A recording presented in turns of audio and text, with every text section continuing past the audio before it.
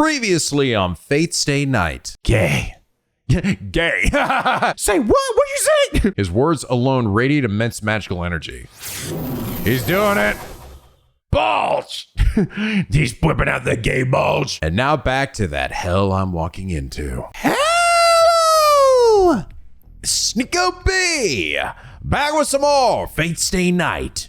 When we last left off, Shirou Emiya isn't much of a mage, but he's really good at sticking pipes up his fucking spine. You see, because he was not born from a wizarding family, like that damn Harry Potter, which means he's gotta do magic the old-fashioned way. And by the old-fashioned way, I mean basically making it the fuck up as he goes. And he's also really bad at picking his friends, because for some reason, he continues to be friends with Shinji, even though he apparently beats up his sister. And yet he's seemingly cool with that. Thank God he's got his pal Issei here, who definitely does not have any kind of homoerotic feelings for him in any way. Anyways, douchey friend Shinji asks him to stay late to help clean up the Kyoto Club, which is a lot dirtier than it normally is. I wonder why. Huh, that's weird. I hear people fighting outside. Oh my God, there's two gods clashing.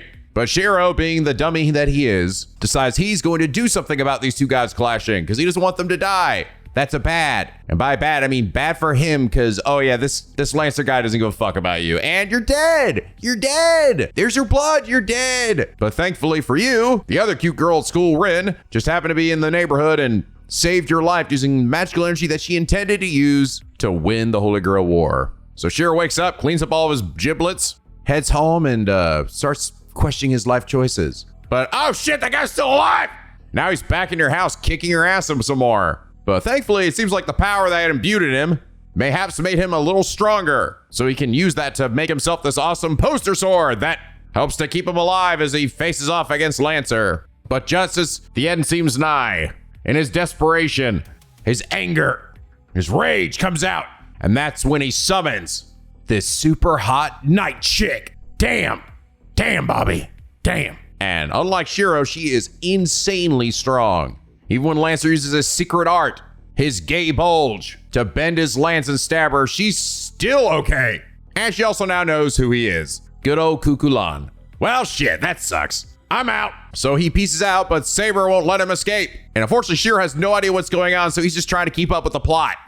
But yeah, this is good so far. This is cool. I like the way this is written. I don't know, it all flows pretty well. It's got a nice, it's definitely savoring a lot of bits of it, right? But it doesn't feel like the story's dragging. Like it's moving at a nice brisk pace. Things are happening. The pacing feels overall pretty good. I think it was a cool idea, again, that they started the story from Rin's perspective and now we're seeing it from Emiya's. I noticed that the little CG that shows Saber gets summoned, right? Actually shows Emiya a bit more clearly. Granted, you can still sort of see it was him. I could kind of tell that there was a red-haired guy on the ground, but they made it a little clearer, like they actually got rid of the shadows around him this time. But the interesting thing is now we're actually about to catch up with the present, essentially, where we left off in Rin's story, which means we'll finally uncover if Saber's gonna just murder Rin, which I doubt, but who knows? Maybe she will. I shall stab the shit out of her. But anyway, last episode, Riksek2 said, Shirou's way of handling Sakura's abuse at Shinji's hands is a result of how abuse is typically treated in Japan, especially during this time period. While values have been changing, abuse is typically seen as something private, an internal matter for the family to solve without outsiders butting in. That's why Shirou doesn't report the matter to any authority figures, because it's not his place to do so. All it can do is create a safe haven for Sakura to go to, sometimes at his place. It's also why Shinji would just casually reveal it, because it doesn't matter that much to Shirou since he has no say in what happens in their family. That's fucking stupid. But I also see it. That does seem like a very Japanese thing to do.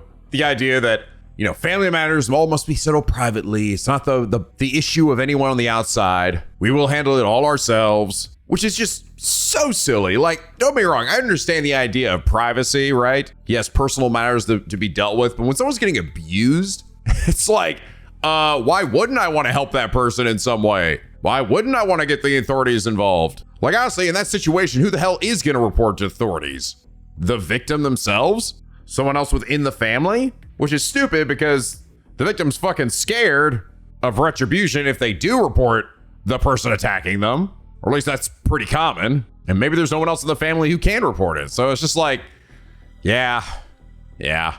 Still, I don't get why the fuck Shirou's even still considering this guy a friend, or even treating him like, not like the biggest piece of shit. I don't know. I just sort of get the feeling Shirou's kind of stupid, but maybe that's just me. I don't know. Anyway, Ricksec, thank you so much for your incredibly enlightening but depressing comment. And it is that reason you are comment of the day. Oh, by the way, you guys did explain how the flowchart thing worked. So the reason why I didn't see an option, right? For that, like that one moment where I was like, wait, it did split there, right? And also, this also explains why I didn't see another option back in the other previous part where there were apparently 4 options, but I only saw 3 options. So apparently, these are dictated either by your affinity with certain characters or by the fact that whether you just can see it yet or not, because those are, I think, probably the other routes of the game. And those routes can't be seen, right, until you've completed the previous route, right? It's all pretty linear in that way.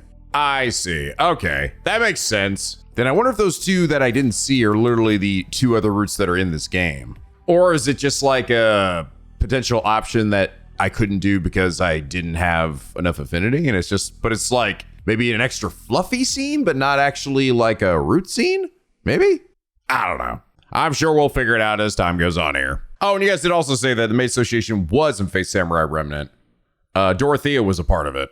And she was from the Clock Tower as well. Whatever the fuck that means. But all right. Shirou's going after Saber, who's supposed to be hunting down Lancer, but senses a bunch of other people outside, not knowing it's Rin and her servant. So let's see where we go. I reach the gate, unlock it with trembling fingers, and jump out. Saber, are you here? I strain to see in the darkness. Clouds that completely obscure the moon, leaving it pitch dark. Now of all times. But I hear something nearby. There! I run to an empty pathway. It happens all in an instant. I see familiar man in red and Saber fighting. Saber rushes him and breaks through his guard in a single sweep. Damn! She easily cuts at the man in red. Saber raises her arm, ready to... But before she's able to take his head, incredibly powerful magecraft causes him to vanish. Saber doesn't stop. She dashes right at the person staying behind the man in red and effortlessly negates the potent magecraft they'd unleashed. What? I knew she was strong, but this is just unreal. That was a sort of intervention magecraft way beyond anything I'm capable of. My old man might have been able to cast something with a bit of weight to it, but I'm not sure even a first-rate mage could just cast something so powerful at the drop of a hat like that. Even so, Saber nullifies the magecraft as if it were nothing. Yeah, because magic doesn't affect her, like, much at all. The enemy must be a mage, which means this match's outcome is decided. The mage's attack doesn't work on Saber, and Saber drives at them mercilessly. The mage falls backwards with a thud. The enemy miraculously dodges Saber's attack, but they can't move anymore. Saber corners the enemy and levels her invisible sword at them. My mind freezes. Maybe it's a momentary glimmer of moonlight, but I see then that Saber is attacking a human. I can't tell who it is specifically, but the image of Saber killing someone, their blood staining her hand, suddenly fills my mind. I'll be curious if, like, Shirou, once he, like, understands the rules of this war or whatever, is he gonna, like, try to win this war without killing anybody or some crazy shit? Like, what's he exactly planning to do? He also, I thought he might know more about this, right? Because of his not dad and his magecraft. Like, I thought maybe, he'd instilled in him all this shit about the Holy Grail War. Like, he understood that was what essentially killed his family and friends, whatever, 10 years ago. But it seems like he doesn't, right? It seems like he doesn't know anything about it. Especially since I'm, like, working inside of his mind here. So, like, he's definitely in the dark. He has no idea what servants and shit like this is at all. Saber moves in. She's going to slit open their throat with that invisible sword. Saber, stop! I scream as loud as I can. Her blade stops cold. It's probably best for my sanity that I can't see her sword, but the tip of that invisible sword isn't wet with her opponent's blood just yet. Stop! I beg you, Saber. I glare at her as I speak. If I'm going to stop her, I need to prepare myself to give everything I've got to do so. Why are you stopping me, Shirou? She is Archer's master. I must put an end to her here and now. No, Saber has absolutely no intention of stopping. She only stopped because I told her to, but she still holds her sword at the ready. I'm telling you, wait! You keep calling me master, but I still don't understand what's going on. If you're going to address me that way, then would it be right to explain yourself first? Saber doesn't answer. She just stands there staring at me. What are you, an idiot? We're going about this wrong, Saber. I don't even know who you are, but I'll listen if you tell me. So please, don't do this. Saber is silent. She still holds her sword to her opponent and stares at me, her lips downturned in dissatisfaction. What do you mean, don't do this? Is this an expression of your idealistic belief that people should not needlessly harm another? Don't needlessly harm another? Well, yeah, it's better to avoid conflict as much as possible, but I'm not so soft-hearted as to feel sorry for someone who's attacking me. So you were saying that nobody should take the life of another, even should they be an enemy, correct? I will not obey such an order. One's enemies must be defeated. If you still wish to stop me, then use your command spell to order me. Huh? I'm talking about you. A girl shouldn't go swinging swords around, especially if she's already hurt. Dude, you're gonna get your shit kicked in, Shirou. Oh, wait. I don't even know if that's a sword to begin with. Anyway, you shouldn't be doing this. In that moment, Saber's mouth falls open in a stunned silence. I don't know how much time passes when they're just standing there like that. So, I'm wondering when Saber here is going to lower her sword. The person who fell to the ground speaks up out of nowhere. Saber instinctively grips her sword. Give it up. I would never lower my sword in the face of an enemy, even though your master is telling you to. Is that so? I didn't know servants, especially sabers, defied their masters. Saber grits her teeth. But she lowers her sword, loosening her grip a bit. She must have put her sword away or something because she seems suddenly much less hostile. Okay, so I can stand up now, right? Whoever it was that's been on the ground finally stands. They act brazen as they pat the dirt from their bottom. Wait a minute. That's... You're Tasaka! Yes. Good evening, Emiya. Rin Tasaka replies with the biggest smile on her face. This is unbelievable. I don't know what to think anymore. The way she greets me so casually makes me question whether everything that happened was even real. Well, so you were the one who cast that magecraft earlier, which makes you... A mage. Well, we're pretty much the same, so I guess there's no sense hiding it anymore. Hearing her be so blunt about it makes me seem like the idiot here. Anyway, let's talk inside. I bet you have no clue what's going on, right, Emiya? As she says that, she walks towards the entrance to my house. Wait, Tasaka, what the hell are you thinking? At that moment, when Tasaka turns around, her smile has changed into something completely different. Don't be silly. I'm thinking about a lot of things, and that's why I'm offering to talk. Emiya, I know you're surprised by all the things that just happened, but sometimes you just have to accept certain things, or you'll wind up dead. This, by the way, is one of those times. She glares at me, and I can see actual animosity in her eyes. I'm glad you understand. Now let's get inside. Tasaka walks through the gate.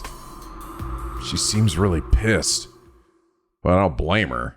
Just a moment ago, she had a sword point at her, and she was about to die. But still, maybe it's my imagination. But I think the Tasaka at school and the one I see right now are completely different people. You don't say! And this is just weird as hell. Rin Tasaka, the most popular girl in school, the girl I admire, is walking in front of me. While a blonde girl named Saber, who calls herself a servant, is silently falling behind me. Huh. The hallway feels like it's in a different dimension. But I can't stay a coward forever. I may still be in training, but I'm still a mage. Tasaka, who is apparently a fellow mage, is as bold as brass. So I have to hold my ground too, or else I'll look stupid. You are stupid, Shirou! Though I can't really think of anything all that significant here. Like, Saber's still following me. She keeps calling me master, and we form some sort of contract, which probably makes her kind of familiar. I've heard of familiar as an assistant mages use. And we already talked before, right? They talked earlier about there's a big difference between a familiar and a servant. Most mages transfer a part of their own body into something else, then use it as their double. But typically they're small animals. Things like cats and dogs are just easier to control. Some mages do use humans, but to do that, they need an incredible amount of magical energy to constantly feed into the human to control them. Really? Doing that will require a mage to use over half of their own magical energy just to sustain the familiar, though. Huh. So it's not exactly efficient. I like how in depth this like magical shit that this like system they've made up for in this in the story is. Like it's fascinating. It reminds me a lot of like Nen in Hunter x Hunter. Like they put a lot of thought into it. It's not just sort of like some haphazard shit just kind of thrown out there. The power of my key, you know, like shit like that. Familiars are supposed to be tools to help mages, which is why they usually use small animals who can be controlled with minimal effort, and so aren't many burden. At least that's what I was taught. Is something the matter, Shirou? No, nothing. Saber obviously looks human, and she's clearly superior to her master. That is me. I don't have enough magical energy to restrain someone, let alone the magic circuits to control familiars in the first place. I'm kind of surprised. I mean, I guess it sort of makes sense. I was gonna say I'm sort of surprised that Rin's choosing to potentially help Shirou here, because you know he is now part of this war. But I mean, she did technically save his life, right? She does care that Sakura not be sad that he dies. But I don't know, does she even really give that much of a shit about Shirou? Like, truly? Like, him specifically outside of just what happens with, like, that's Sakura's feelings will get hurt? I don't know. Especially now that he has a servant, so it's like, it's kind of like helping the enemy here. Which means Saber is nothing like a familiar. Granted, actually, I mean, she might walk him down the hallway and then stab him right in the fucking dick. I don't know. She called herself a servant. I don't know what the fuck that is, but that man named Lancer and the man in red Tasaka has in tow are probably all the same, which means Tasaka can also be called a master. I've already seen enough of her magecraft skills. I'm less than a fledgling, but based on what I've seen, Tasaka is probably worth 3 mages. There's really not much sense comparing any mage to someone like me, who can only do strengthening. What's clear is that Rin Tasaka is an exceptional mage. In spiritually strong lands, there were mage family lines which oversee a given area. The Emiya family came during Kiritsugu's generation, so our family is essentially outsiders. That's why I didn't know Tasaka came from a family of mages, and I don't think Tasaka knew I came from one either. There are several mages in this town I don't know about. If that Lancer guy is another mage's familiar, that means I've gotten myself in the middle of some sort of fight between mages. Wow, this place is roomier than expected. And the Japanese style of this room is unique. Oh, Emiya, this is the sitting room. I should really just stop thinking for now. I need to stop expositing myself. Now's the time to pay attention to what Tasaka has to say. I turn on the lights. It's already past 1 in the morning. Yeah, just make yourself comfortable, huh? Whoa, it's so cold here. Hey, the windows are all broken. It's not my fault. That Lancer guy attacked me. I don't have time to worry about windows. I see. So you were fighting that guy all by yourself until you summoned Saber. I'd say it was more of a punching bag than an opponent, really. Huh. So you don't try to act all tough. I see. So you really are exactly as I thought. You're a fucking pussy. I don't know what's so amusing to her, but Tasaka walks over to the broken window. Tasaka picks up a broken piece of glass. She stares at it for a second. Minuten Forschweisen. She cuts her fingertip and lets a single drop of blood fall into the window. What kind of magecraft is that? The shattered window begins to reassemble itself, return to its original undamaged state in mere seconds. Is the blood still on there? Okay, well, my window's fixed, but now there's blood all over it. Go get some Windex, Shirou! Sokka, what did you just do? Look at that smug ass face of hers. Get me some smug green meat. Just a little demonstration. It's not really a fit thank you for saving me back there, but I figure I should at least be gracious.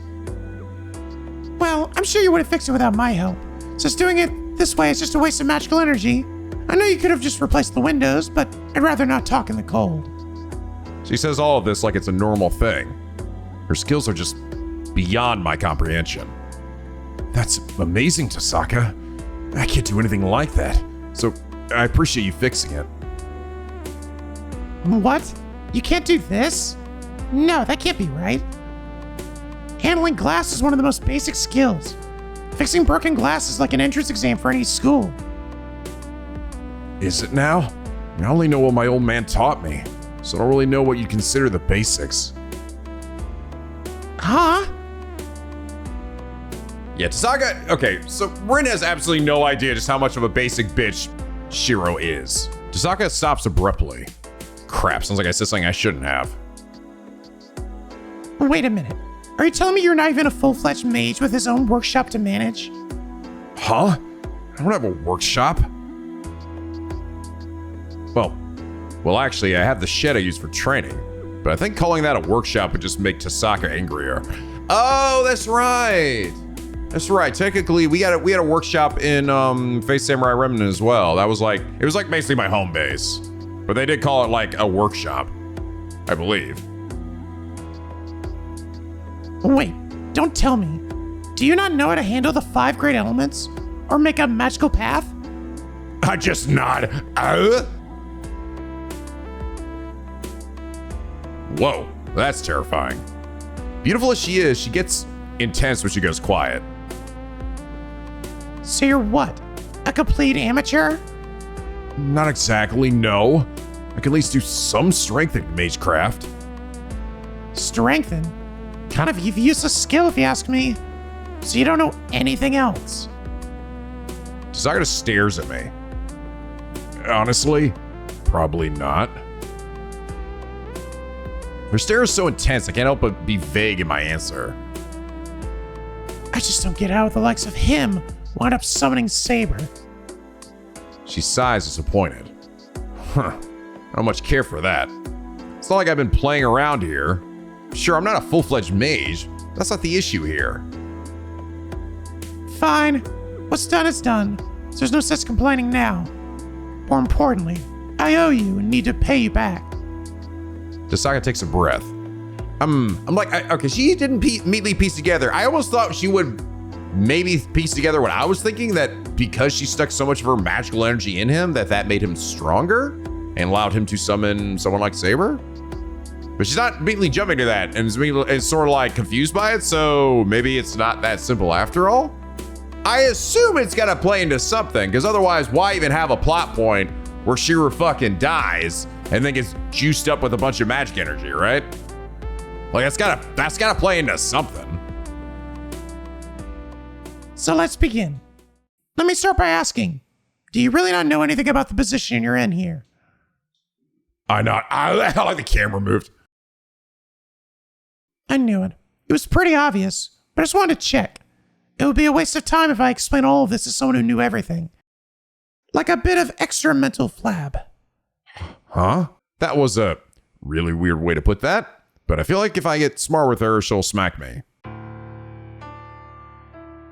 Let me get straight to the point. Emiya, you've been selected as a master. You see those sacred marks in your hand? They vary from person to person, but they're typically on the back of your hand or arm. There should be 3 strokes of command spells engraved there. They're the mark that proves you are a master. Back of my hand? Oh, you mean this? Right. Took good care of it, since those are spells that control servants. They're called command spells, and as long as you have them, you can give orders to your servant. What do you mean, as long as I have them? Command spells are absolute orders. You might have already figured out that servants have free will, but those engravings in your hand overrule their will to force them to obey. There's no need to chant any kind of incantation. They activate when you think about using them. But each time you use one, you'll lose a stroke. So try to keep yourself to using only 2. Anyway, just be careful. I'm pretty sure you'll die the moment you run out of command spells. I'm going to die? Yaha! Yaha! Masters defeating masters is pretty much how a Holy Grail War goes. And the master who defeats the other 6 is rewarded with the Holy Grail. What? Hold on a second. I don't understand what the hell Tasaka's saying. Masters defeating masters? And then they're granted the Holy Grail? And is the Holy Grail the Holy Grail? The Holy Hand Grenade! Still don't get it? Look, you've basically been dragged into a game. It's called the Holy Grail War, and it's a battle between 7 masters. It's a fight between mages that won't end until 1 master remains. Oh, it didn't end of the quote. Damn it. Even though it's clearly I'm thinking of this to myself. Tasaka talks about this like it's the most normal thing in the world. Everything she says swirls around in my head. I was chosen as a master. Tasaka claims to be a master. Familiars called servants.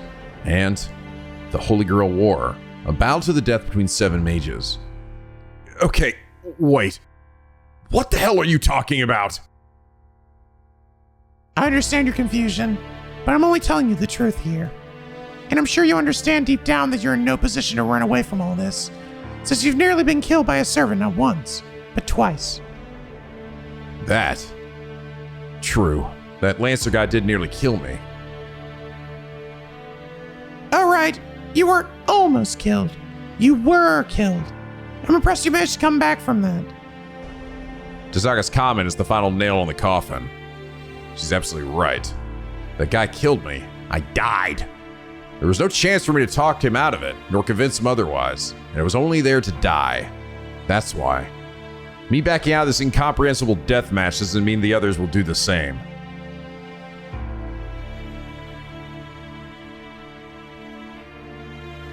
Get it? Okay, I'm going to tell you a bit more.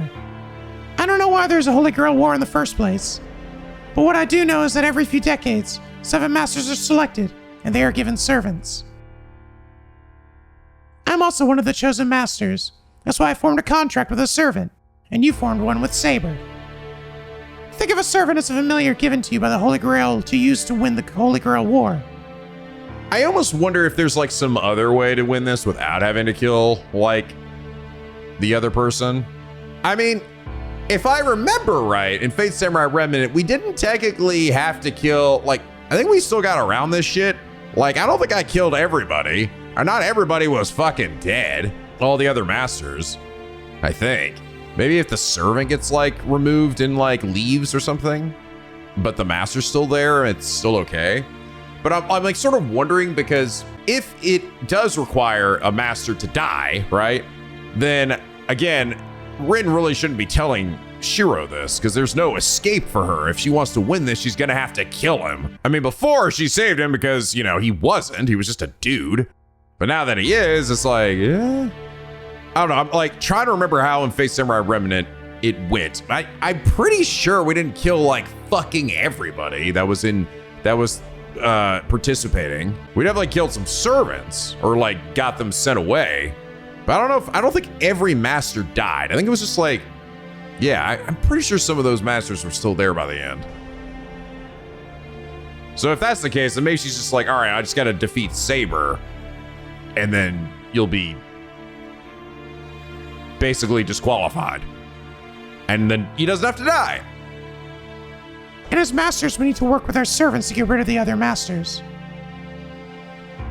Tasaka explains things matter-of-factly, but it feels totally unreal to me. But one thing she mentioned raises a question. Wait, you say Saber's a familiar, but I don't think she is. Familiars are usually cats or birds. Sure, there are some folks who use ghosts, but Saber has a physical body. Plus, she doesn't look like a familiar to me.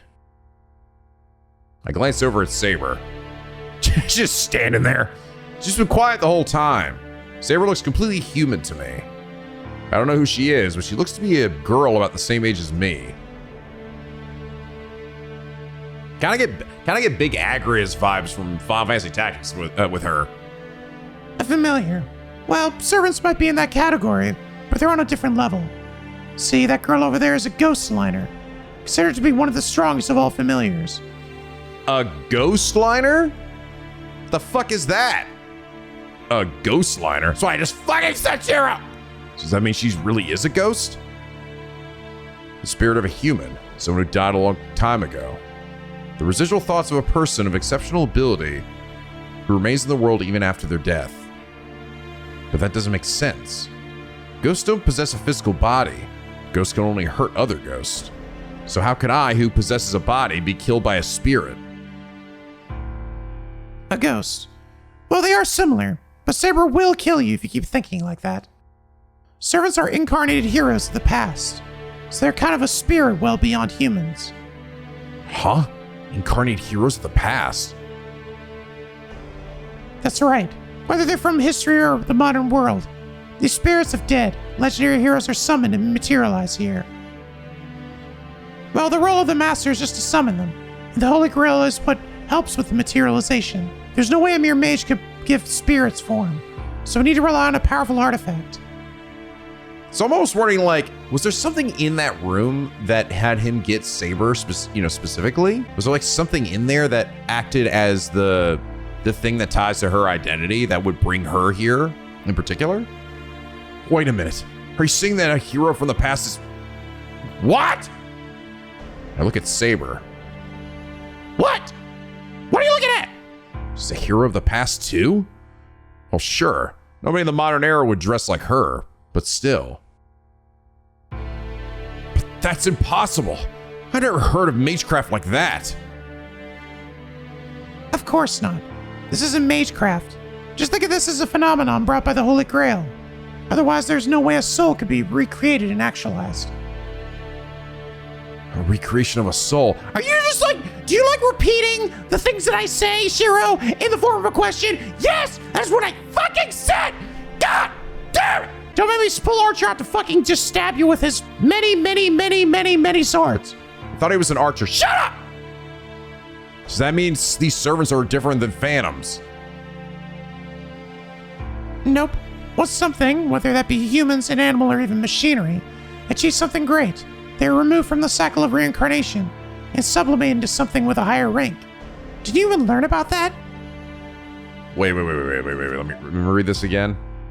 They're different from phantoms. So wait, they're not different from phantoms. Whether it achieves something great. Wait, you're telling me that if you end up being like this legendary figure, you don't even get the sweet embrace of death? You gotta sit here in purgatory forever waiting for your turn to be called down for this Holy Grail War game? You're just like in a big waiting room for eternity? That's what heroic spirits are. Put another way, they're kind of like a pseudo-gods who are all worshipped in some way or another. Gods this world. Seances, mediums, and other common magecraft that deals with spirits just borrow some of the spirit's power to perform miracles. But servants are heroic spirits themselves, used as familiars. That's why they typically accompany you in spirit form, but materialize when it's time to fight if they're needed. Huh. So they can switch between spirit form and being corporal. I don't see your servant right now. So does that mean he's in spirit form right now? No, he's healing his wound in my compound's summoning circle right now. Remember, Saber wounded him earlier. If I had made him withdraw even a heartbeat later, that blow would have annihilated him. Listen, only servants in spirit form can defeat other servants in spirit form. We can attack them when they're materialized, so we might be able to defeat them like that. But you've noticed all the servants are monstrously strong, right? That's why we should leave the monsters to deal with the monsters while masters hang back and serve as support. Grr. Saga's explanation ticks me off. Oh my god. No, I don't want to be the fucking one doing this shit. No. I don't want to rely on anybody. I gotta be the hero of justice. And me. I don't know what the other servants are like, but calling servants monsters doesn't feel like a fair description of Saber. Oh, see, is that what he's upset about? You know, no, don't talk about my blonde girlfriend I just met that way. Grr. Anyway, humans who become masters use their summoned servant to defeat the other masters. Did you at least get that much? In theory, yeah. But I'm still not convinced. First of all, what kind of sick mind thought to do this in the first place? That I don't know. Nor could I answer even if I did. That sort of question should go to the person overseeing the Holy Grail War. The only thing I can tell you is that you really don't have any choice but to fight, and to use your servant well, because they're powerful. As Tasaka says that, she turns to Saber. Saber, after talking to Emiya, it looks like you're not in your complete form. You're incomplete since you were summoned by an apprentice mage who has no idea what it means to be a master. Really? What? Are you shitting? Is that why her sword is invisible? But yet she was still able to seemingly, for the most part, pretty effortlessly fucking fuck Lancer. I mean, she got damaged at one point, but like, I don't know if she'd fall for that shit again. Yes, you are correct, that I am not in my complete form. Shirou does not have enough magical energy to fully materialize me, which means reverting to spirit form and replenishing magical energy are difficult. Oh. Oh. So she's not gonna be able to like turn into her little ghost form and be invisible like seemingly Archer can? I'm surprised. Your situation is worse than I expected, and I didn't think you'd be so honest with me about it. I was actually just kind of subtly trying to find out your weakness. I am reluctant to reveal my weakness to an enemy, but I also do not think I can deceive you. There's no point in hiding our situation from you. As such, we are better off if you know our circumstances and give Shirou a better understanding of the situation. Exactly. How very insightful of you. Just I can't believe it. If only I was Saber's master, I would have as good as won this thing. Tasaka, are you saying I'm not fit to be your master? Hell yeah, I am! Obviously not, you freaking sham! You dumb bitch! Whoa! Anyone with a heart might have softened that blow a bit. What? Do you have more questions? But she doesn't realize how hurtful her words are. How dare you, my feelings! My image of her as the perfect honor student at school slowly crumbles. He says Shirou was right about her. She's fiendishly relentless. Ha! See, I told you! Okay, now that we're good at a good spot, let's get going. Saka announces this curtly. But it's kind of weird. What? Go? Where? I told you. We're going to see the guy who knows all about the game. The Holy Grail War you got roped into. You want to know why it happens, right? Yeah, of course. Where are we going? It's already late, and if it's too far... Oh, is this the guy she's been talking on the phone with? It's fine. He's just the next town over. And we can get back home before dawn. Plus, tomorrow's Sunday, so it doesn't matter if we're up late.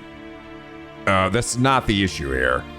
So much has happened today, and I'm utterly exhausted. I just want to rest and organize my thoughts. What, you don't want to go? Fine by me. What about you, Saber? For some reason, Tasaka's asking for Saber's opinion. Oh, wait, Saber's got nothing to do with this. Don't push her. Oh, already acting like a master, are we? You don't like me talking to Saber. That's not it. It's just that if everything you said about this whole thing is true, then that would mean Saber's a hero from the past. That means she wouldn't know anything about the modern era. That's why... Shirou, you are incorrect. Servers can adapt any time as long as they are summoned in a human world. So I am very aware of this age. Really? So you guys have like the internet in whatever purgatory you're from? Or you just like come in and introduce with a bunch of knowledge? You are? Really? Of course. This is not the first time I have been summoned to this age. Oh. Huh. Where's your period? What? Seriously? What are the odds? Oh hey, Tasaka's surprised too. That must mean what Saber said is at least somewhat unusual. Shirou, I agree with her. You lack knowledge as master. As your contracted servant, I would prefer that you be stronger. Saber silently stares at me. The look on her face tells me she's saying this for my sake, not for her own safety. Fine. Guess I have to go, don't I? So where is this place, Tasaka? We can still get back here from there, right? Of course we can. Our destination is Kodamine Church, just in the next town. That's where the sham priest, the one who oversees this whole battle, lives. Tasaka flashes a mischievous grin. His look of someone who's enjoying teasing me, says I have no clue what the fuck is going on. At least that's what I think. I'm starting to believe Tasaka has a really nasty side. You think so, Shirou? I don't know. I think I'm starting to think she might not be as nice as I thought she was. You think so? We walk through town at night. I think Shirou's very slow in the uptake sometimes. It's at 1 a.m. and there's nobody out at this hour. The houses are dark and the sleepy town is cast only in the streetlight's pale glow. Hey, Tasaka, are you planning on walking to the next town? Of course. Trains and buses aren't running right now. Sometimes the nighttime strolls are kind of nice. Okay, but I just want to make sure. Do you know how long that walk will take? I did kind of get the shit kicked out of me. About an hour, right? If it gets too late, we can just grab a taxi on our way back. I don't have that kind of money. And my point is more about the whether it's safe for a girl to walk around at this hour. You know it's been dangerous recently. I don't want to be responsible if something happens to you. Stupid. This is dumb bitch. This is dumb fucking bitch. Dude, Shirou, you know this girl has a servant and is like essentially a god with magic, right? Haven't you pieced that together yet? Don't worry, nobody's going to mess with us. You might have forgotten, but Saber here is really strong. Oh, and also her, yes. Oh. Oh. That's all I can say. Now that she mentions it, if anyone picks a fight with Saber, they're dead for sure. Shirou, do you like my cool raincoat? It's great. You look amazing. Rin, what did Shirou mean by what he said earlier? I did not quite understand. He really misunderstood the situation. Also, he's an idiot. He was trying to say he'd swoop in to our rescue if someone assaulted us. That cannot be right. Shirou is my master. Our roles would be reversed if he did that. Yeah, he's probably not thinking about anything like that. Like he doesn't care what mages his servants are. Honestly, I'd like to see what's going on in his dumb fucking brain! Sokka and Saber seem to be on good enough terms to chat now. Saber's been quiet ever since I stopped her from leaving the house as she was. She flatly refused to take off her armor, so I made her wear a raincoat, and she's been quiet ever since. I'm sad now. I gotta show everybody how cool I look! And now she's just following me and only speaks to Sokka. Huh? Where are you going, Emiya? That's the wrong way. You need to go to the bridge, right? Shortcut. I feel a little awkward walking right behind her, so I walk a little faster and took the side path.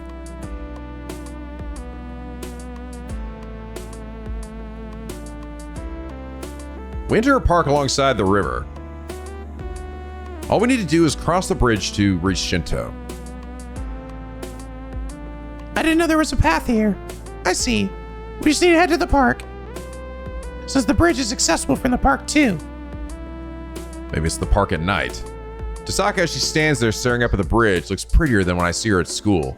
This isn't good. Oh god, my goddamn raging girl boner's popping up right now. But by which I mean my boner for girls, not, you know, a girl has. Never mind. Let's just go. We didn't come here to goof off. I remind Tasaka to hurry and start climbing in the stairs. Once we reach the road at the side of the bridge, just a straight shot to Shinto.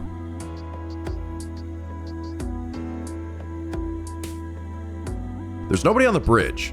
Not surprising, since this bridge isn't exactly busy even during the day. People tend to take the bus or train to get to the next town, so the pedestrian bridge doesn't see much use. It's a pretty good distance, and the bridge itself seems a little unsteady, so people might worry it could collapse at any time. Probably why this isn't a very popular spot for dates, even though the location and ambience are perfect. What is in your head, Shirou? Stop thinking about such stupid crap. Saber follows silently while Rin walks beside me. I hurry across the bridge as fast as I can and try not to think too much about the two girls with me. Two deadly girls. Once we cross the bridge, Tasaka leads us to the suburbs. The office buildings near the station only come to mind when I think of Shinto, but there's still a traditional townscape on the outskirts. The suburbs are especially prominent in that sense. There are gentle slopes and a hill that overlooks the ocean. The further up the hill you go, the fewer buildings there are, and there's even a foreigner's cemetery built along the hillside. The church is up at the top of the hill. Have you never been? Nope, never. Though I do know it used to be an orphanage. I see. If this is your first time, you might want to brace yourself. The church's priest isn't exactly the easiest man to deal with. I look up and see a shadow that must be a building on top of the hill. A church atop a hill. Never imagined a circumstance like this is what would bring me to God's house. Cool. Whoa, this is amazing. The church is magnificent. The whole hilltop seems to be church grounds, and I'm greeted by a huge open space the moment I reach the top of the hill. The church at the other side of the vast open space isn't all that big, but it seems to loom over everything, intimidating any visitors. Shirou, I will stay behind. Why? We came all this way. I can't just leave you here. My purpose was not to visit the church, but to protect you along the way. If your destination is the church, then you will not stray far from it, so I will wait here for you to return. Saber is frank in her response. I can't see her budging at this point, so I decide to respect her decision. Huh. Is there like a particular reason why she wouldn't go in there? All right, then I'll be back. Yes, and do not let your guard down, no matter who you are dealing with, Master. Hello! The chapel is large and majestic. You must see many visitors during the day based on the number of pews in the chapel. The priest must have incredible authority if he's responsible for a church as grand as this one. Tasaka, what kind of man is this priest here? It's kind of hard to explain. I've known him for over a decade now, but I still can't figure him out. Known him for over a decade? It's a long time to know someone. Are you two related or something? No, but he's my guardian. Yeah, so this is the one that's been talking to her on the phone. On top of that, as a disciple, he's my senior and my second mentor. Senior disciple? As a mage? Yeah. Why is that such a surprise? He's a priest, right? Aren't priests forbidden from using magecraft? Mages and churches have never mixed well. Mages belong to a large organization called the Mages Association, but there's also a hidden group operating in the shadows of the most widespread religion. Not one normal person would ever hear about or want to get involved with, known as the Holy Church. The two have nothing in common. They may have a sort of surface alliance, but they're constantly trying to kill each other given half a chance. Really? The church loathes heretics. They are out to eliminate anything inhuman in the world, including users of magecraft. I don't know if I remember us really dealing with the church much in Fate Samurai Remnant. Granted, I also had forgotten that the association was even involved in that game at all. I also feel like the association was very much like, there wasn't a huge focus because they didn't really explain it like a ton in that game. It was just like, I guess there. Was there someone in the church that was?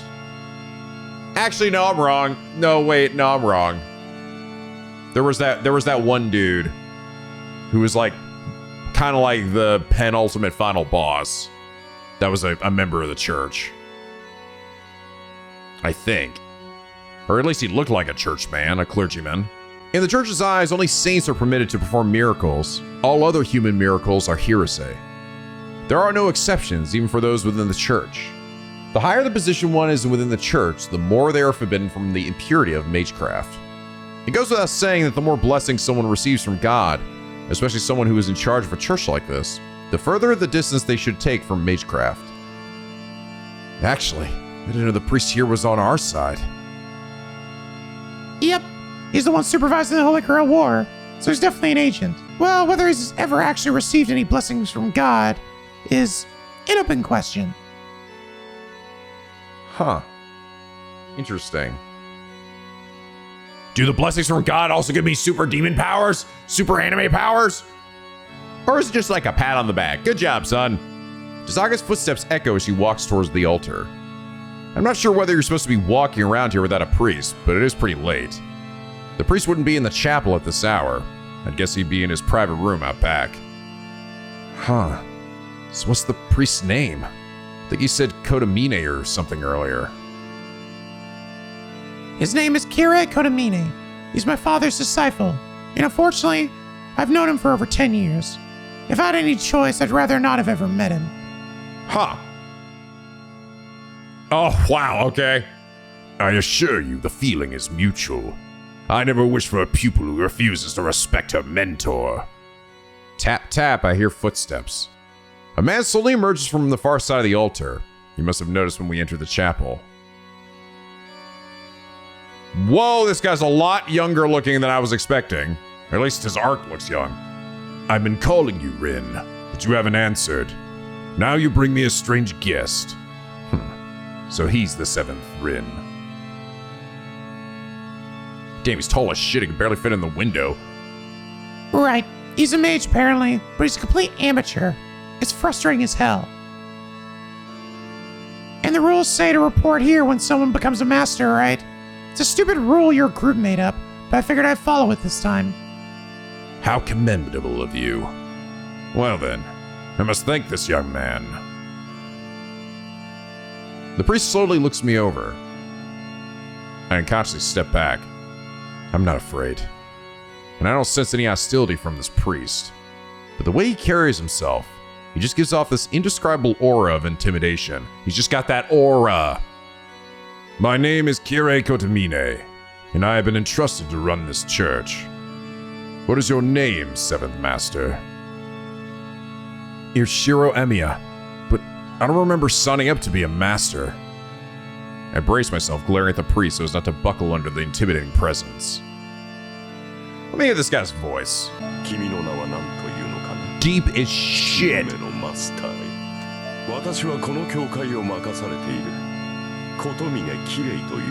Okay, so I can definitely give him some. I actually went a bit higher after seeing because I thought, okay, well, maybe he's not quite as. No, he's deep as shit. Okay, all right. Oh wait a minute. Hold on, say it again.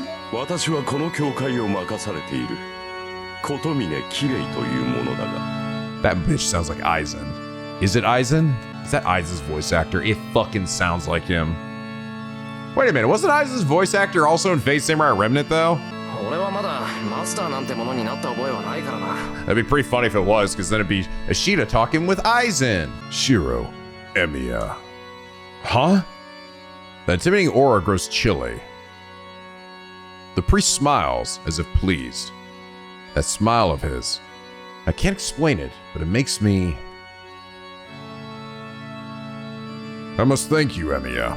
You have brought Rin here. If it wasn't for you, she would have never set foot in this church. The priest makes his way to the altar. Tasaka, on the other hand, just looks bored as she moves away from the altar and comes to stand next to me. Then let us begin. Shirou Emiya, you are Saber's master, correct? That's not entirely true. I did form a contract with Saber, but I have no idea what the hell masters in Holy Grail Wars are. If proper mages are the only ones that can be masters, then you should pick a different master. I see. This is a pity. Does he really know nothing, Rin? I told you he's a complete novice. You'll need to teach him from the ground up. You're good at pushing people like that, aren't you? Tasaka practically pawns me off on the priest, still looking bored. Oh, I see. So that's your plan. Very well. This is the first time you have depended on me for anything. It seems I cannot thank Shirou Emiya enough for bringing me this opportunity. Oh god. The more I hear them talk, the more uneasy I get. First, let me address some of your misconceptions. Listen to me, Shirou Emiya. The role of a master isn't something you can simply pass on to someone else. Nor is it something that, after you have been chosen, you can simply quit. Once command spells are engraved on one's hand, there is no means by which they can resign from being a master, regardless of who they may be. I can't quit. Why not? Command spells are sacred marks. They're a trial placed upon masters. You can't simply forfeit because it's inconvenient. You will not be released from its pain unless the Holy Grail is obtained. If you want to resign from being a master, The only thing you can do is obtain the Holy Grail and have your wish granted. Do this, and everything can go back to normal for you, Shirou Emiya. Anything you desire, even ridding yourself of the impure mud within you, is possible. Why, even starting over is entirely possible. And so, you should desire it. Should the time come, you will be grateful for your luck in being chosen as a master. If you wish to be rid of those unseen burned scars you have, you simply have to accept that sacred mark. Wow. You see through my clothes? What? I feel faint. The priest's words don't make any sense. The more I listen, the more I'm confused.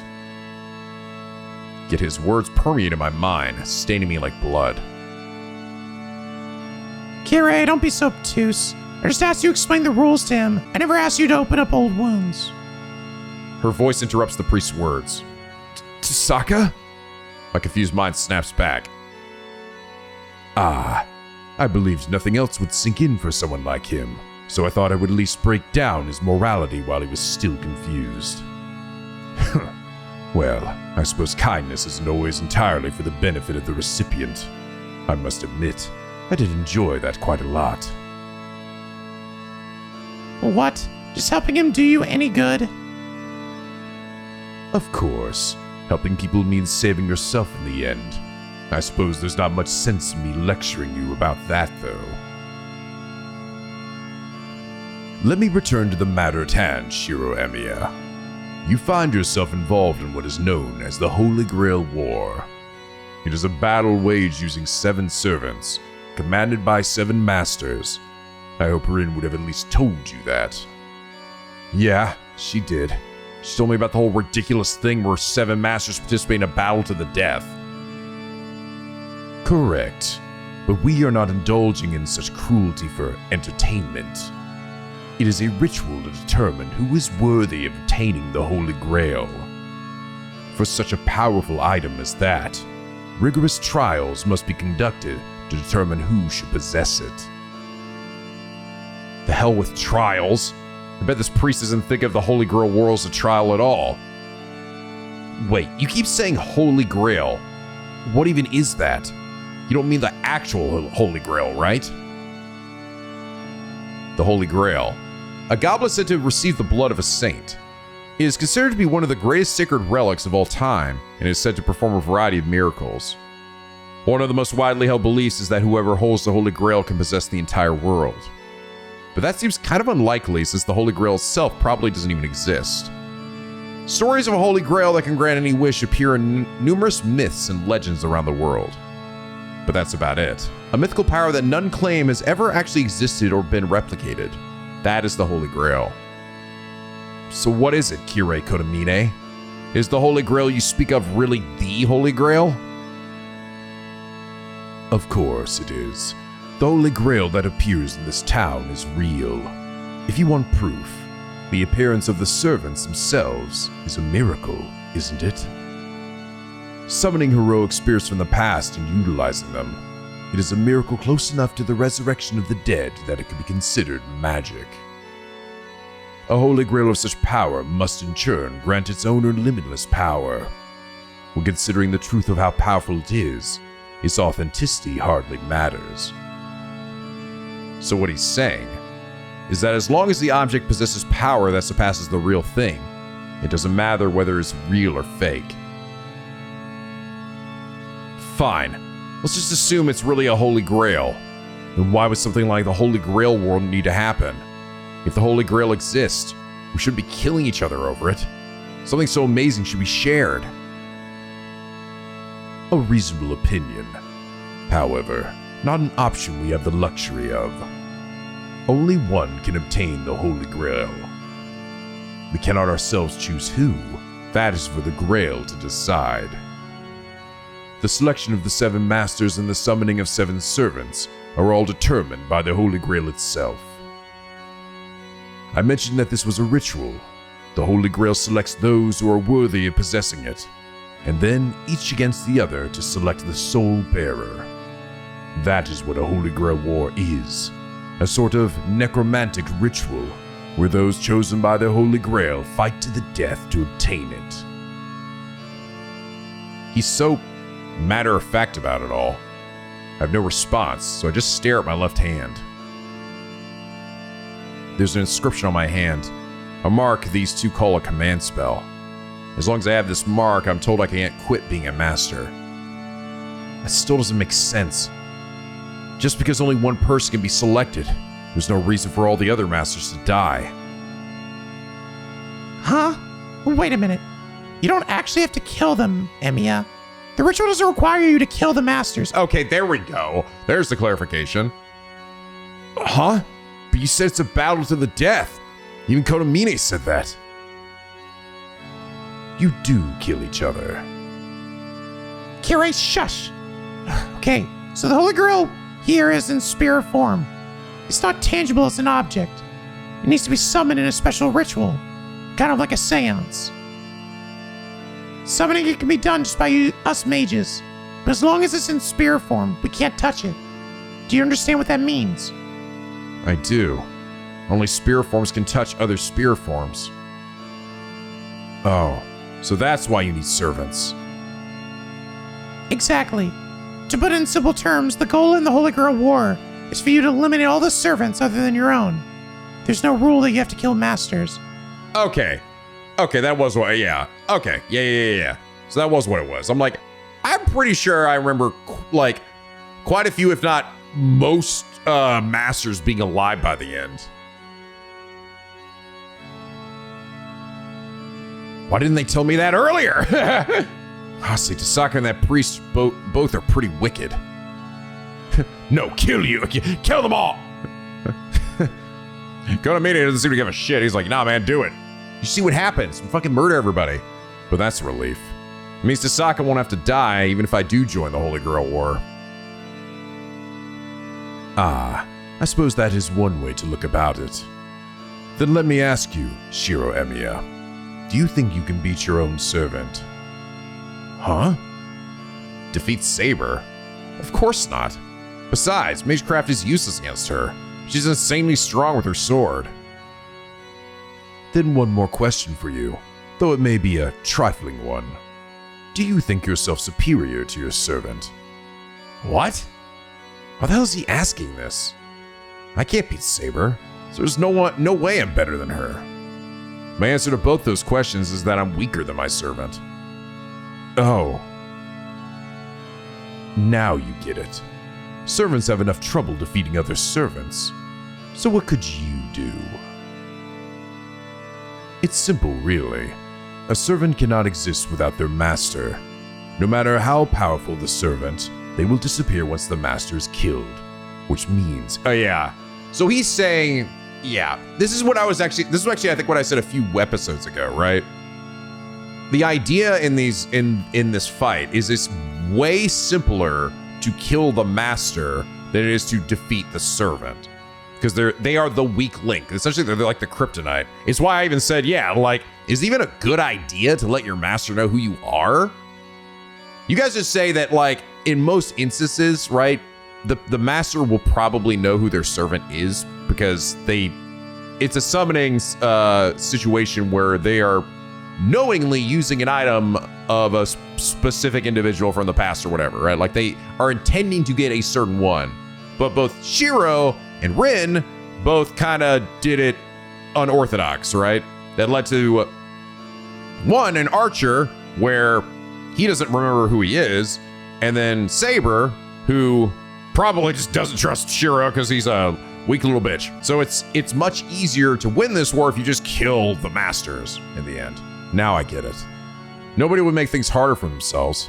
If someone wanted to make sure they won, killing the master would be a much easier path. Yeah, I get it now. It's easier to defeat the master than the servant. Let me ask you this then. If the servant is defeated first, is their master no longer a master? If servants are the only ones who can touch the Holy Grail, then a master who lost their servant becomes obsolete, right? No. As long as the command spell remains, they still have the right to remain a master. A master is simply a mage who can make a contract with a servant. As long as they have a command spell, They can form contracts with as many servants as they want. What? Wait, you're telling me I could summon other servants? Is this like tied to the thing they did in Fate Samurai Remnant where there's like a whole bunch of just like random fuckers running around? A bunch of other random servants that I just like can bring into my fold or something? I sort of took that as kind of probably a video gamey thing they did specifically for that game.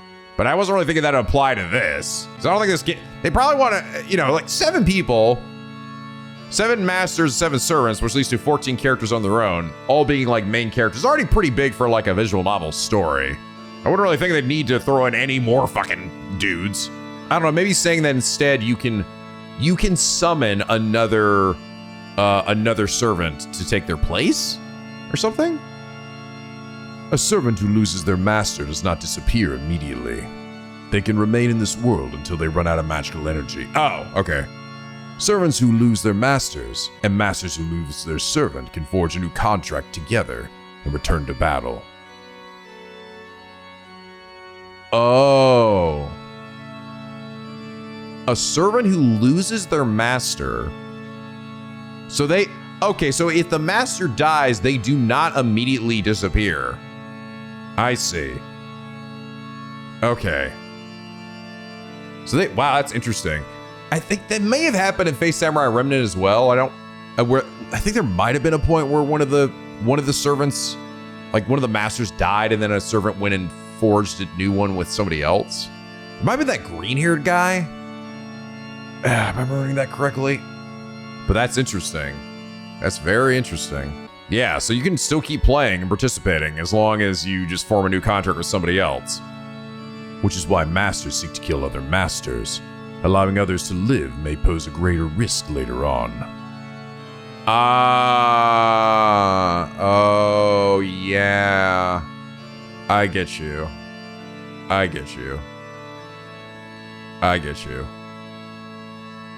Yeah, a risk that someone could essentially like, all right, well, I spared them, right?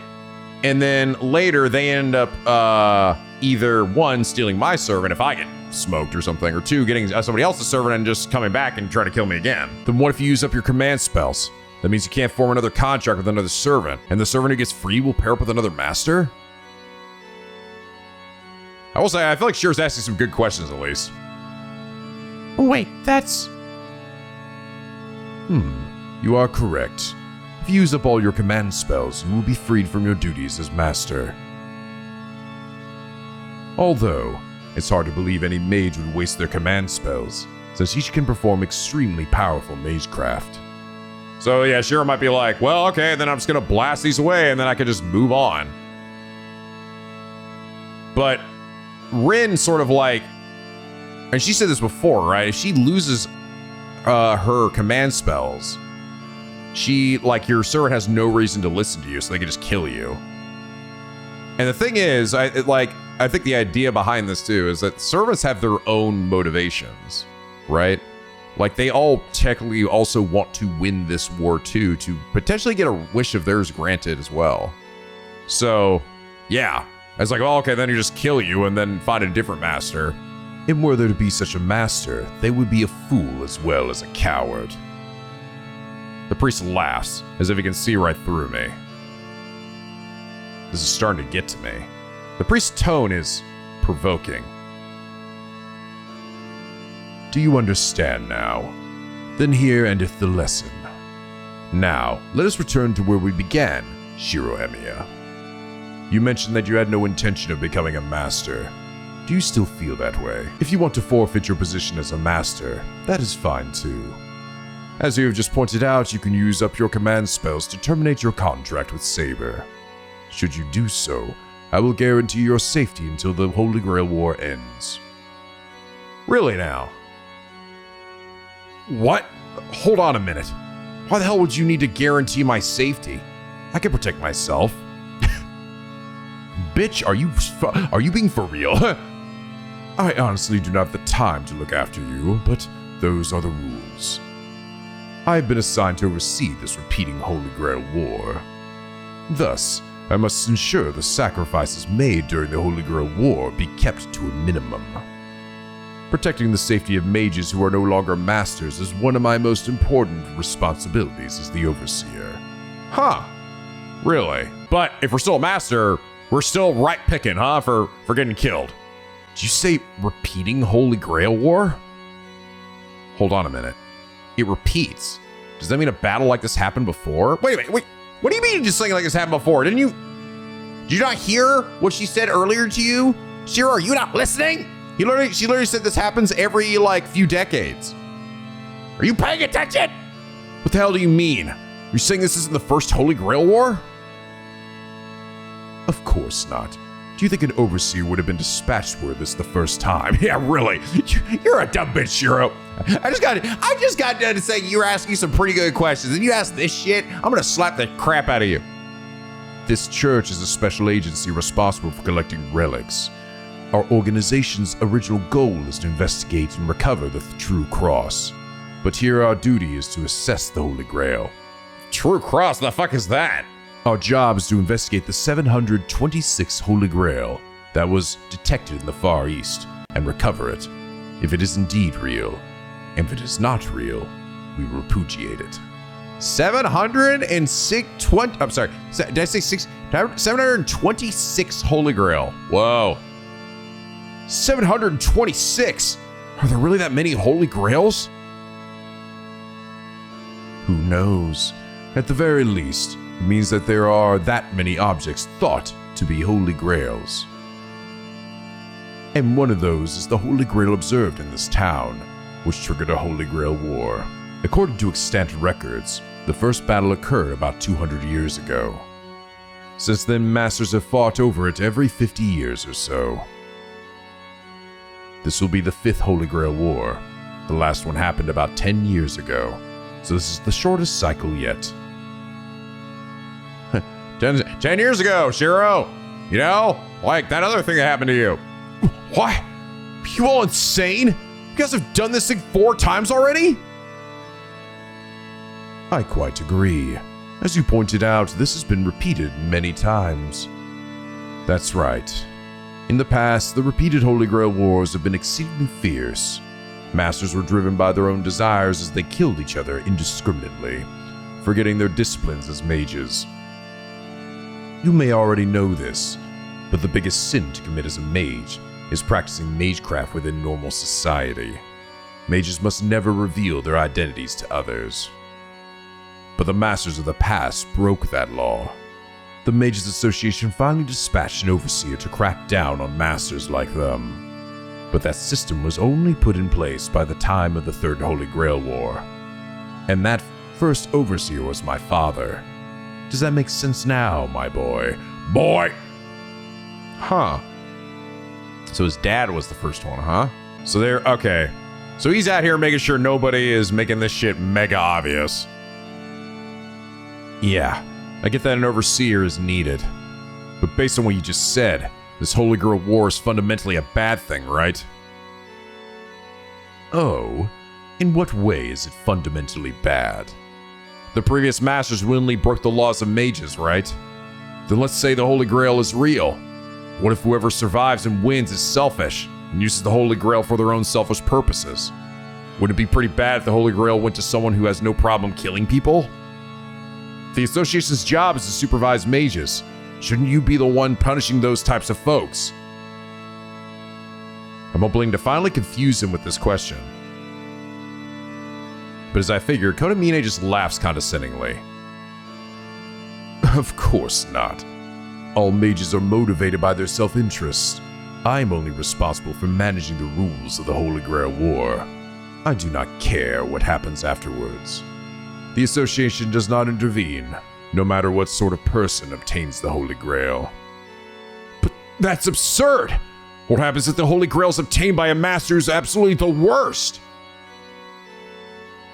That would be bad, but it is out of our control. The Holy Grail is the one that chooses its owner, and we do not have the power to stop a master who has been chosen by the Holy Grail. You see, it is a chalice capable of granting any desire. Whoever obtains it will be able to do as they please, I'm sure. So if that idea troubles you, then your path is clear. Survive and win. Doing this yourself would be the approach most certain to work, as opposed to relying on others, correct? Emiya is clearly trying to suppress his laughter. It's like he's enjoying watching my awkward resistance to becoming a master. What's wrong, my boy? I thought that was a rather good idea. Care to accept it? That's none of your business. First of all, I have no reason to fight. I'm not interested in the Holy Grail, nor do I feel like a master even if you tell me otherwise. Oh, so you do not care what the winner of the Holy Grail does with it, even if it may lead to a great catastrophe? Well, it's almost like he knows specifically what's gonna get Shirou going here, right? That he's like this dumb bitch who just like, no, nobody could die, nobody could do anything bad, no. It's like he knows a lot about him somehow. Or he's just like using his magic to see into his mind or the scars or whatever. I can't argue. Damn, this guy's just so hard to deal with. He doesn't care about my feelings. He's relentless with the information he pushes on me. If you have no reason to fight, that is fine too. That must mean you do not care about what happened 10 years ago. Oh shit. Oh fuck. How does he know that though? How does he know all this shit about Shirou? 10 years ago? That's right.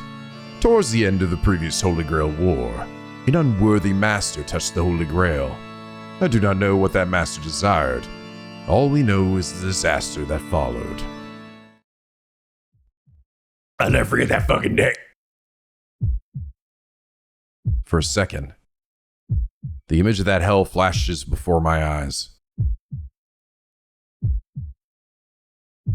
Wait, don't tell me that. That's right.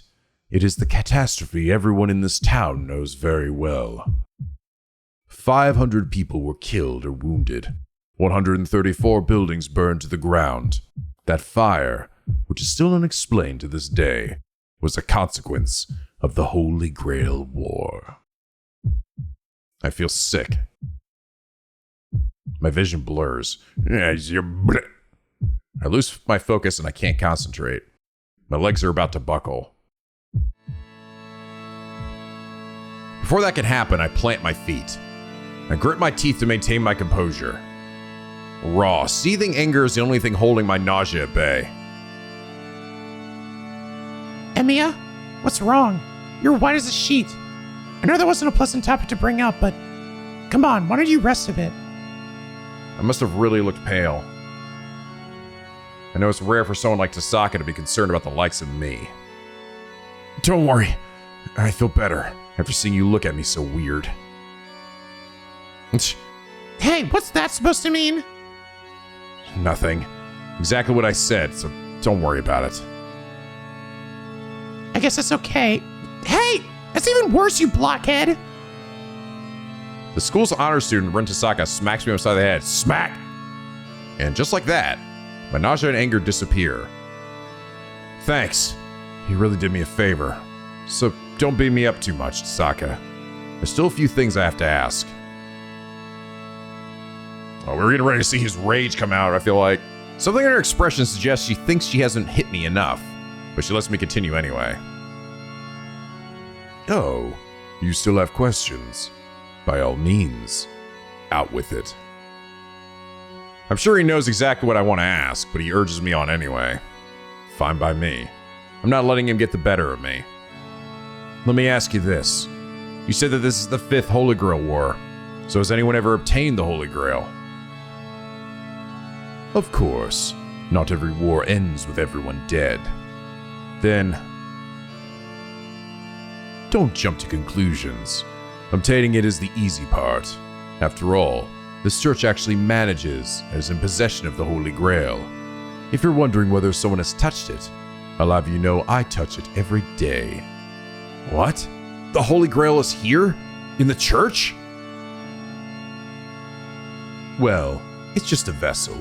It's quite empty. As Rin said earlier, the Holy Grail is in spirit form. The church is safe keeping a well-made replica of the Holy Grail.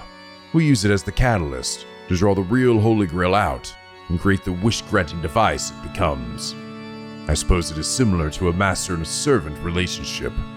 And yes, there was indeed a man who obtained the Holy Grail, which temporarily turned real. So the Holy Grail was real. Okay, what happened to that guy who obtained it? Nothing. The Holy Grail never reached its complete form because a foolish man let his sentiments get the better of him. What? I don't know what happened to this overbearing attitude from a moment before, but the priest suddenly looks, of all things, regretful. Let his sentiments get the better of him. I feel like he must be talking about his dad or something. Did his dad intervene to stop it? What do you mean? Didn't the Holy Grail appear? Manifesting the Holy Grail is easy. 7 servants appear, and then sometime later, the Holy Grail does as well.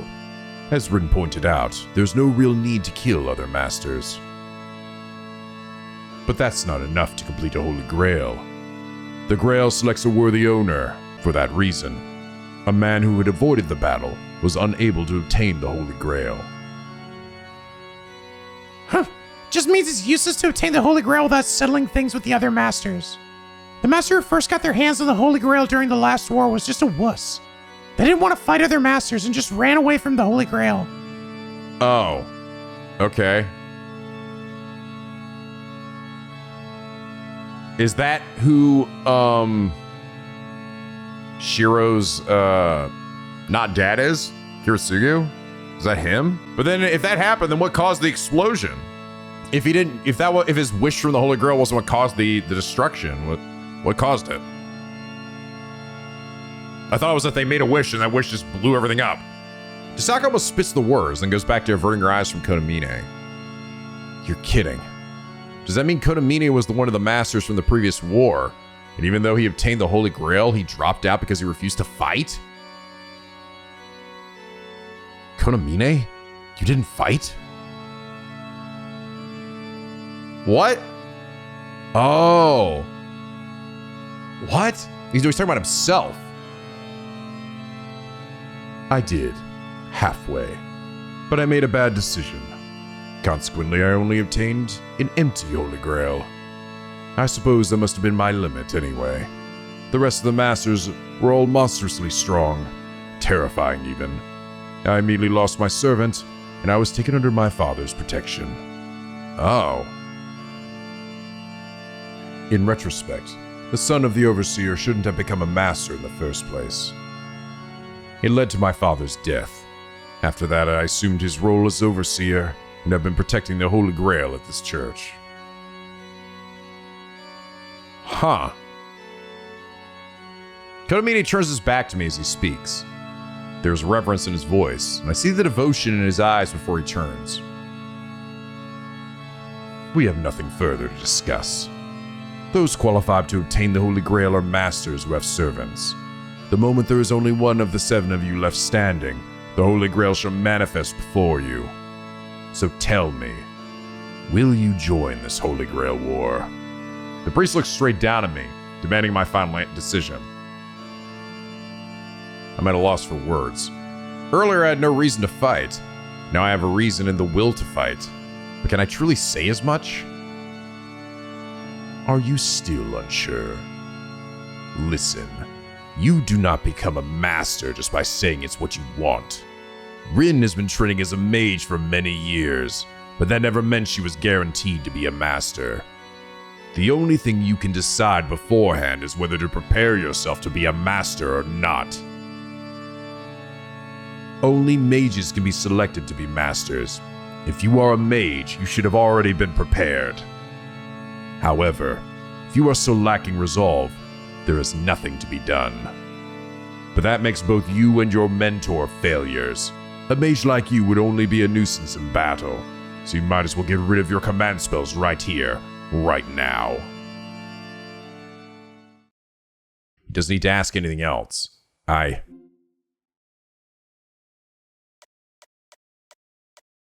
Destroy the seal, fight! Really? Interesting. So I assume this will lead to a bad ending, right? I assume this will lead to a bad ending. So let's just go ahead and see it real quick. I can't go along with this. A gruesome battle to the death is wrong.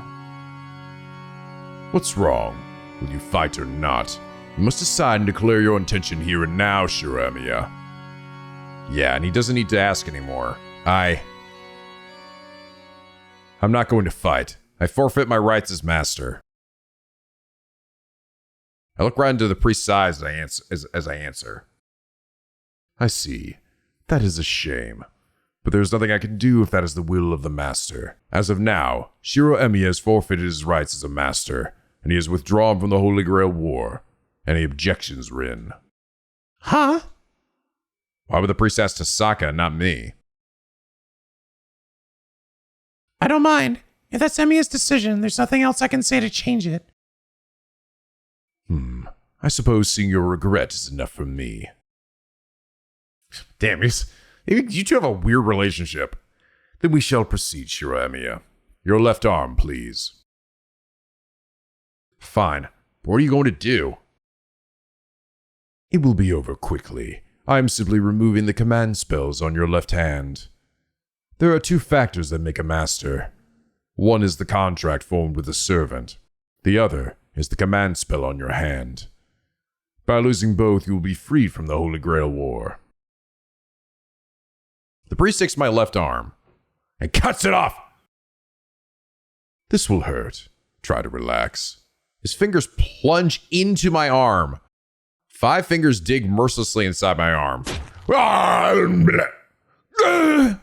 My entire body jerks from the pain. I hear the sound of tearing flesh. Oh yeah. This was not my mind playing tricks. Even if it was some sort of illusion, I can feel my arm being torn apart. My arm is unscathed though. But I hear squishing sounds. But somehow the priest's fingers are digging and tearing into my arm. It's as if his fingers became intangible and moved through my flesh.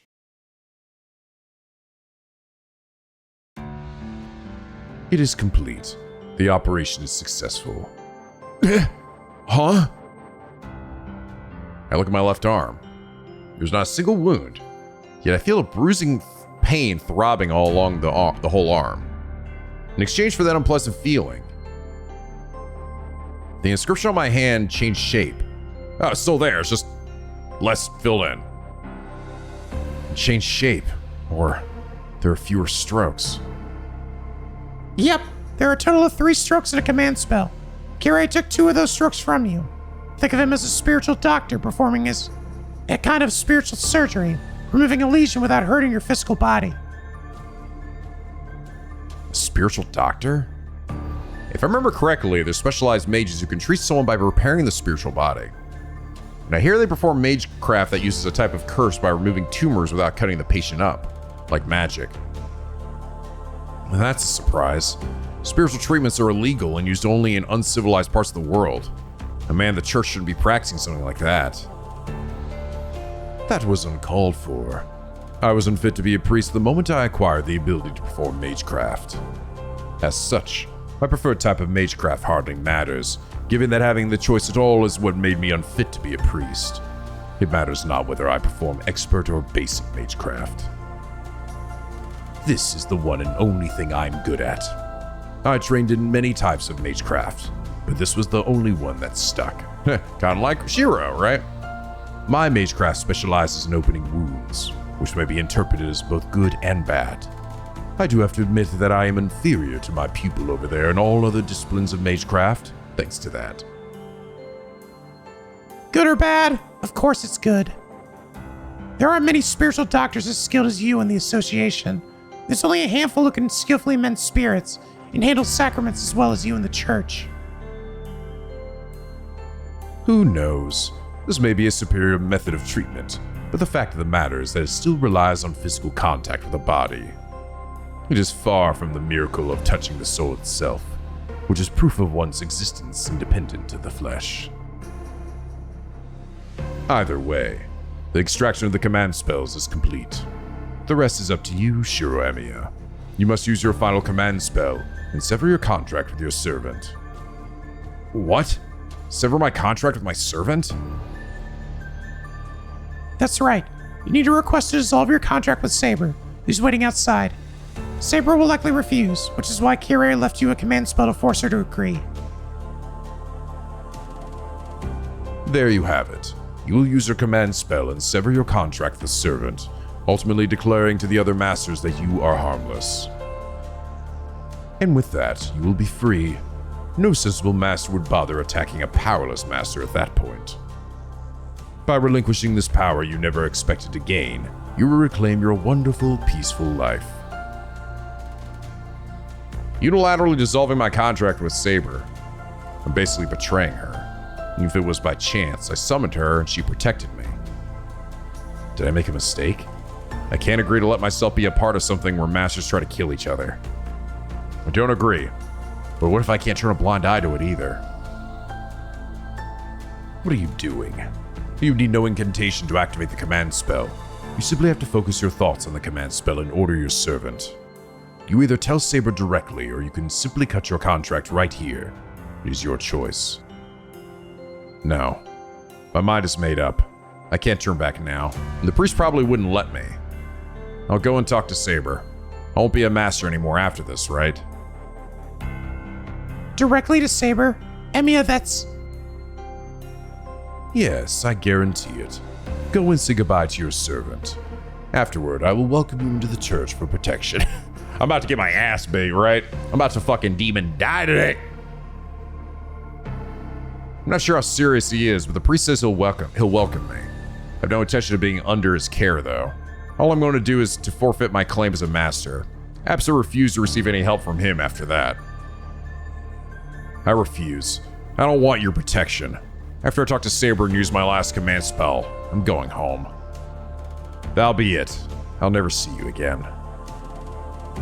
Very well. Yes. We will certainly never see one another again. Goodbye, Shirou Emiya. This is the path you chose, so take pride in it. Time to die! He doesn't need to tell me that. I turn and leave the church. I step outside the church. She's there waiting in the stone-paved square beneath the clear sky. Have you finished your conversation, Master? Yeah, I learned what the Holy Grail War was all about. And with that in mind, I made a decision. Saber, I'm going to resign as a master. Saber's expression doesn't change. Those green eyes regard me knowingly, as if my decision was the most natural thing in the world. Does that mean you will be nullifying your contract with me?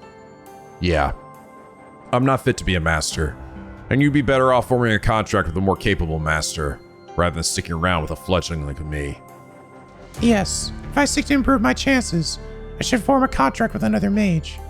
Archer's master should be able to draw out my full potential. Yeah. So can you actually form a contract with like more than one servant at a time then? So would Ren get 2 then? Yeah. Then you agree to sever our contract. I'm going to use my command spell to dissolve the contract, and you will be free, Saber. Shirou, I will ask you only once. Is your mind made up about abandoning your role as a master? Yeah. I have no intention of killing anyone. I say that as I look straight at Saber.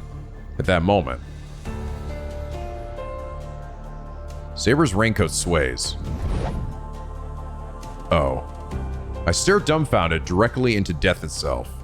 In the brief moment I blink, Saber has closed the distance between us. She sweeps my legs from beneath me. I slam hard into the ground. Ah! Pain spikes through my legs after a brief delay. There's no blood. The legs are still intact. It's a relief I still have legs. Thankfully, she only struck my legs with a metal rod. My bones are cracked and my leg hurts like it's been shattered to 1,000 pieces. But it's better than having both my legs cut off. Shirou, a mage who is no longer a master will die at their servant's hands. No matter how inexperienced you are, you summoned me, and you have the power to keep me in this world. A servant requires a master. If you are to sever the contract, I will kill you and take your body, your magic circuits. Do you still want to relinquish your role as a master? Wow. I try to ignore the pain and focus all my concentration looking up at Saber. I sense no hostility or murderous intent from Saber. As natural as breathing, Saber will kill me without remorse or regret, simply to remain in the world. Wait, so she will kill you and take my body? You can do that? The priest didn't mention that part. Even so, that's right. Even if I changed my mind right now, I wouldn't do it. It's not just because I only have one command spell left.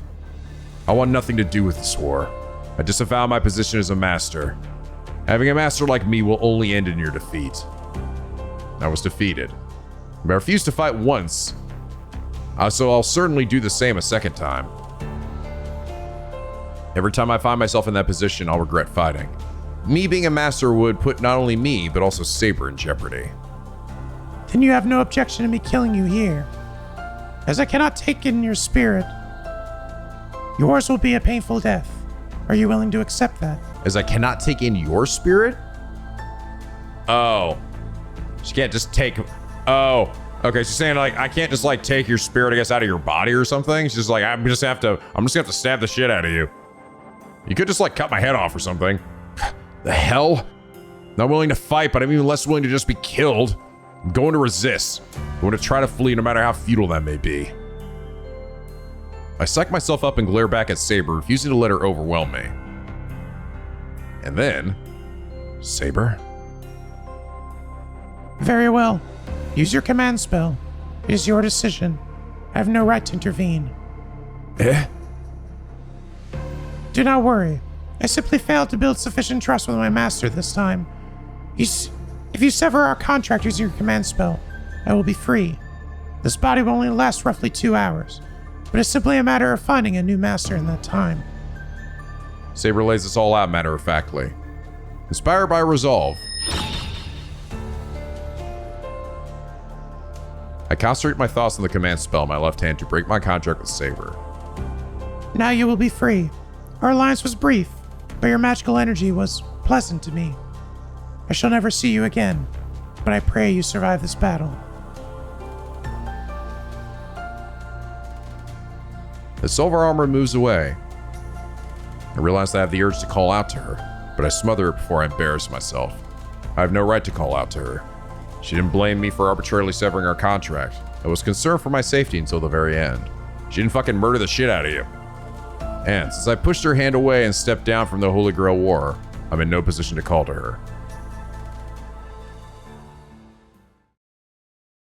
So I'm going to crawl home with my shattered leg.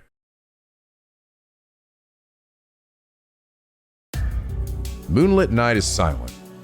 It may be past midnight, but the town seems excessively silent.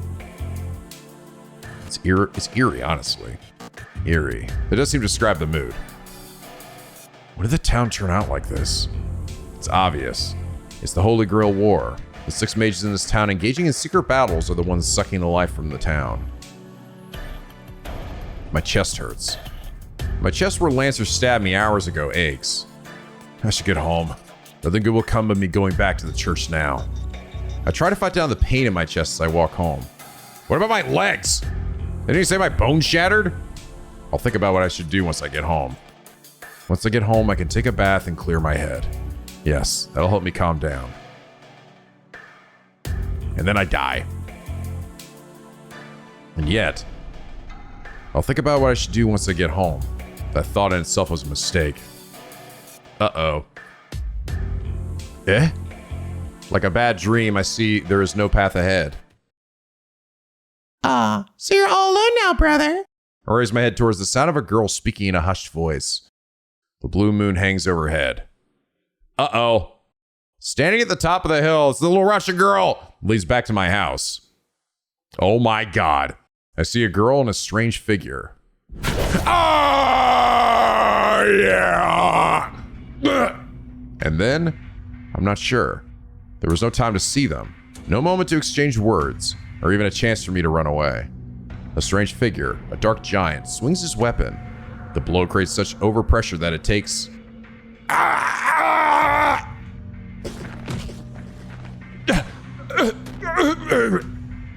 It flies. It flies off? What flies off? From the base? The hill behind me is stained red. wet as if a rainstorm just passed by. But the ruined, torn part of my body remains pink. Blood slowly oozes out. Agony and terror creep over me. Berserker, I don't feel like playing tag, so just squish him. Oh, yeah. So she has the Berserker. Yeah, I guess that makes sense. That's what I guessed when I saw him. I tumble. I'm kneeling forward, but my knees are bent in the wrong direction. They're bent forward. I wonder why she's doing this. Like, dude, I pose no threat to you anymore. I don't give a fuck, bitch. I'm crazy. The legs are bent at right angles where my knees used to be. My mind can't keep up. The mind-searing agony makes it impossible to keep up with what's happening. Berserker. I'm sure I heard that, which means the monster in front of me. You have really good manners, brother. Why you call me brother? Is she calling me like... ONII-SAN, I know what you're doing. You're sitting in a kaishaku style, an assisted suicide position. My grandfather said Japanese people are well-behaved people who always sit up straight as they wait to be killed. My conscience begins to fade. The girl's innocent voice seems out of place in this situation. I look up. I can't breathe. Part of my chest is simply missing, leaving a gaping hole right through me. I fall backward onto the ground. Both of my legs are folded like a caterpillar tread. They're broken and won't move. I use my one working arm to grasp at the asphalt and drag myself away. Oh, you can still move. But what a shame. You can't run away now. If you manage to escape, it's pointless. Even if you manage to get away from me, you'll be dead in a few seconds. My body feels light. I've lost over half my blood. It's astonishing that I'm still conscious. My brain is starved for oxygen, and it should have stopped functioning long ago. Ah! But don't worry, it'd be no fun if you die that easily, so I'm going to give you a little hand. No matter how broken and in pain you are, you're going to stay conscious until we've crushed your head. What the fuck? The fuck is wrong with this girl? That's why you're going to keep on writhing like a little bug. Oh, yeah. Ah! That eye's really holding that one. Holy shit. Is that actually voiced? I gotta hear this. Is Ishida about to give us the scream of his life? Let's have a look. Or a listen, I mean. It wasn't that long. No. It didn't go on for like 10 minutes. I feel myself being crushed. Whatever that weapon is, it crushes me like a hydraulic press. It flattens my entire body like a sheet of paper. I can't die. The only blood I have left is in my head. My body has ceased to function and my nerves have already accepted death. Damn! Why am I not dead yet? Way to be relieved from the pain, yet I somehow cling to consciousness. This sucks. My throat whistles. The sound echoes in my head. My mind is a muddled mess. I just want to accept this pain. Oh my god, I'm still out here talking shit. I'm not a master anymore. I appeal to the girl as if begging for help. A moment of hope. The girl gasps as if surprised. So? She smiles like an angel as she says that.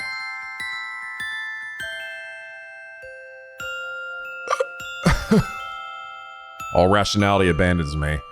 I'm not going to get away from this. Guess that explains why this girl has the Berserker. She's just fucking crazy. I feel then, down to my soul, that I'm going to die here. Maybe you're small enough that I can pick you up now. What the fuck? Then I'll invite you to my castle. I have lots and lots of tools in my castle, so we can take our time and continue this there. What are you talking? Am I like a severed head at this point? I have to be dead. Come on. No matter how much I'm hurt, my consciousness just won't die. What? Because it doesn't die, I numb my psyche. I don't know how much longer my head is going to remain intact, but I've already lost all hope. Is this like some ability of hers? Bad end! No, what do you mean? That's a good end. Tiger Dojo is a light-hearted hint segment. Players who want to complete the game on their own or avoid out-of-character situations should proceed with caution. Wait, what? a lighthearted hint segment. I mean, really? They have a hint thing in this game? I mean, I think it's pretty obvious. You just don't pick that option. Pick the other obvious, continue the story option. What? Beyond here lies the Tiger Dojo. No, I'm not stupid. Restart from the sure. Okay. That's funny. Actually, it's funny they have that in the game. Is it really that confusing at any point? Of like, I don't know what to do, man. This is so confusing. I don't understand. You mean giving up wasn't the right call? You mean just stopping the plot here wasn't the right choice? I don't get it, dude. Ow. All right, well, we know that chick is fucking banana pants. Holy crap. Big fat banana pants. I think that chick's probably just gonna have to die. I don't know if I'm gonna be like, one, killing that servant, or two, letting her crazy ass live. But anyway, guys, I think this is a good spot to end things here for now. As we watch my body and my brain get smushed to bits, and somehow I'm still alive. Damn. That was just a bad end. That was a really bad end. Like, holy shit. Made it even worse with the fact that I don't even die. I just get taken to some weird crazy girl's laboratory to get tortured for eternity. Weird. This game's weird, but interesting. I liked the priest guy.